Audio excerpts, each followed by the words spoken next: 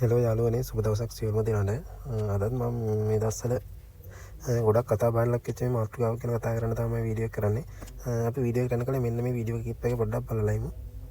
අපි මේ දේවාලයට හැමදාම උදේ 9 මාරවල වැඩ කටයුතු වලට ආරම්භ කරන මොහොත වෙනකන් නිකන් තියෙන 9 මාර වෙනවා. ඒ 9 මාරට ඇවිල්ලා මමයි අපේ ගෝලයක් වෙනවා. වැඩ මාත් එක්ක සහායට ඉන්න. ඒ ළමයාත් එක්ක ඇවිල්ලා මම ඉස්සරහ දොර ඇරේ ප්‍රධාන දේවාලේ. ඒ දේවාල දොර ඇරලා අතිපතු ගාලා බැතුම තුක් 15ක් විතර ආවා. ඒ 15 දෙනාත් එක්ක ඇවිල්ලා අපි අතිපතු ගාලා සිද්ධ කරනකොට ඒ අවස්ථාවේ මගේ ගෝලයා ඇවිල්ලා කොහොමද මේ ජනෙල් ඇරලා තියෙන ඇරලා ජනෙලේ මේ ඇරලා තියෙන කොහොමද ඇරියද මම කොහොම මං ඇරියේ නෑ. එනම් බලන්න නිකන් ඇරලා ඒක කොහොමද මම වෙන පඳු පෙට්ටිය බලන්න. ඒක බලන පඳු පෙට්ටිය හෙද්ද ලියලා තිබුණා. ඊට පස්සේ කොල්ලා අපි මගේ ගෝලියා මෙහා පැත්ත අපේ මුහුදේ ආවේ මේ ඉතින් පිටිපිටින් තියෙන දේවල්ට ඇවිල්ලා කොහොමද මේකේ දොර ඇරලා කියලා. දොර එන ඇරලා නෑ අනිවාර්යෙන් ඕකේ බලන්නේ කියලා. ඇතුළට ගිහිල්ලා කොල්ලා ඇතුළට යනකොට මිනිස්සෙක් ඉන්නවා කියලා. හොදින්මයි කියලා. ඊට මම දුවන් ඇරලා රැග්ගලා ඇතුළට ගිහලා මම කිව්වේ මේ මනසේ වරකමට ඇවිල්ලා නිදියගෙන ඉන්නවා කියලා. මම නැගිටින්න කිව්වා නෑ සද්දයක් නෑ. ඊට මම දැනගත්තා මිනිහා නැති වෙලයි කියලා. ඒ පිළ අපි ඔෆිස් එක කෝල් කළා. ඒක තමයි දැනුවත් තුනේ. ඒ නැතු ඉතින් හොරා නැගලා තියෙනවා HP මේ අඩි 12ක් විතර උසයි. ඒ උඩ තියෙන අපේ මේත්‍ර වල මුතු මැණික් තියෙනවා. ඒව ගැලවීමේ අරමුණෙන් තමයි මම නැගලා තියෙන්නේ. එක්ක ඒ නැගලා තියෙන ලයිට් එකක් අතේ තියෙන එක්ක ලයිට් එක අල්ලලා තියෙන කරගලේ ඇවිල්ලා ඒකත් එක කරන්ට් එක ඇදලා මොටර් වෙලා තමයි වැල්ලා තියෙන්නේ. කොහොම හරි ඩෝලියගේ ශක්තිය තමයි පෙරණ කරලා තියෙන්නේ. ඒක මට කියන්නේ. මොකද්ද මේ මෙතන තියෙන ඇත්ත නැත්ත මොකද්ද කියලා මම මේ හොයන්න බැලුවා. එතකොට මේ මිනිස්සු ඉස්සර වගේ නෙමෙයි කියන එක තමයි මට නම් දැනුණ. දැන් ගොඩක් දුරට මිනිස්සු කියන්නේ මම වැරද්දක් කියනවා නෙමෙයි. ඉස්සර සාමාන්‍යයෙන් දේවාල සම්බන්ධ වචනයක් කතා කරන්න නැත්නම් බයයි මිනිස්සු. ගොඩක් පොඩි මායාවක් වගේ ඇතුලේ තමයි ඉස්සර ගොඩක් මිනිස්සු හිටියේ. හැබැයි දැන් මේ මිනිස්සු දාලා තියෙන අදහස් දැක්කහම මට හිතෙනවා ඉස්සරට වැඩිය දැන් ටිකක් මිනිස්සු ඕපන් කතා කරන්න. මේ දේවල් වල තියෙන බය පොඩ්ඩක් මගහැරලා තියෙන ගතියක් මට තේරෙනවා. මේක ඇතුළේ වෙලා තියෙන ඇත්තට මොකද්ද මේ දේවාලය ඇතුළේ වෙලා තියෙන මොකද්ද මේ දේවාලය ඇත්තට මේ අවුරුදු ගාණක් සිත්තේ පවත්වාගෙන එන දේවාලය ඇතුළේ මේ සීනිගම තියෙනවා, කතරගම තියෙනවා. එතකොට මේ මම දන්න දේවාලයක් තියෙනවා, තව ගලේ දේවාලය කියලා. ඒකෙත් ගොඩාක් සෙනගෙනවා. අර දේවාල තරම් ප්‍රසිද්ධ නෑ. නමුත් මම දන්න දේවාලයක් ඒකෙත් ගොඩක් හාස්කම් තියෙනවා කියලා මිනිස්සු කියනවා. ඒකට ගොඩාක් පිරිසක් එනවා. ඒ වගේම අනිත් තව ලංකාව පුරා ගොඩක් දේවාල තියෙනවා, නම් දරාපු දේවාල. එතකොට මේ දේවාල ඇතුලේ වෙන්නේ මොකද්ද සහ මෙතන මොකද්ද මේ දේව සාපය කියලා මෙයා මේ කපු මහත්තයා ඉදිරිපත් කරනවා. මම කොහෙටවත් ඇඟිල්ලක් දික් කරන්න කරන වීඩියෝ එකක් නෙමෙයි මේක. මමත් ආසයි මේ සම්බන්ධව ඇත්තටම හරි විස්තරයක් දැනගන්න. ඉතින් මම ආයේ මේ මිනිස්සු දාලා තියෙන අදහස් ඔයාලට කියන්න සහ මේක ඔයාලට තීරණය කරන්න පුළුවන්. ඒතකොට මටත් ඔයාලගේ අදහස් අනුව මටත් යම්කිසි තීරණයකට එන්න පුළුවන්. මොකක්ද මේ සම්බන්ධව ඇත්තක් තියනවද?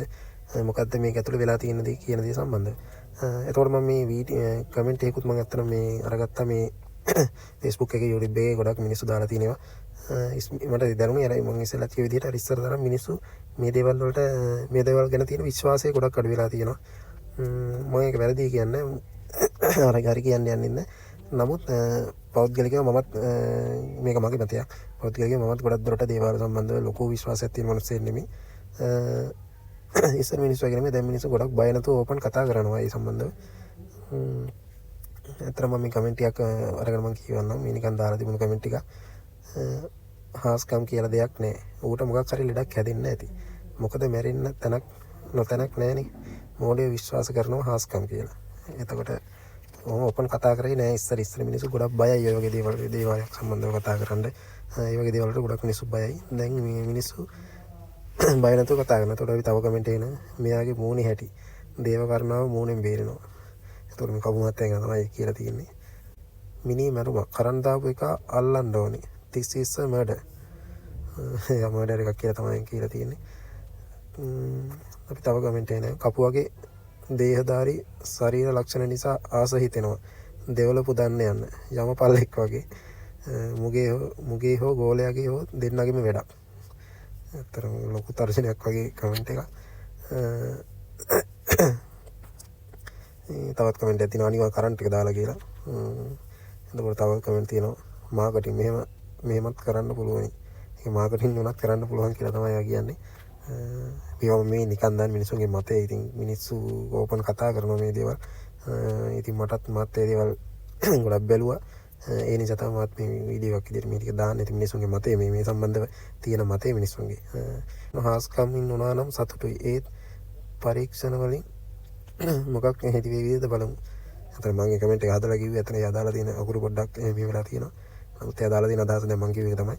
එතකොට අපි තව කියමු කමෙන්ට් එකේ. මෙයාගේ කතාවෙන් පේන්නේ හොරාට දෙයියෝ දෙන්න කලින් ෂොට් එක මෙයාලා දීලා වගේ.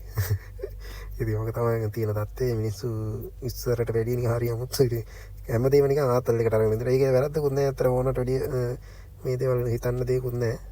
මේ ඕනට වැඩි ඔබට බයි හරි මේ ඉන්න ඕනද මේ දේවල් වල ඇත්ත නැත්තම් කියන්නේ දේවල් වල ඇත්තම මේක ඇත්තකුත් ඇති. මම ඇත්තම මේක මමත් ඉන්නේ මමත් අතර දේවල් ගණ යන මනසේ ඉන්නේ මේ. මමත් ඉන්නේ සාමාන්‍ය ලෙවල් එකක. ඒ කියන්නේ දේවල් විශ්වාස කරන්නේ නැහැ, නොකරන්නේ නැහැ වගේ. දේවල් ගණ යන්නේ නැහැ මම. ඒ වගේ 50-50 තමයි මම ඉන්නේ. නමුත් මේක ගැන ගොඩක් විශ්වාස කරන මිනිස්සු ගොඩක් ඉන්නවා. සමහර මිනිස්සු ඒ විශ්වාස කරන මොකක් හරි දුකක් හරි මොකක් හරි කරදරයක් වුණා තමයි මේ දේවල් ගන්න මිනිස්සු යන්නේ.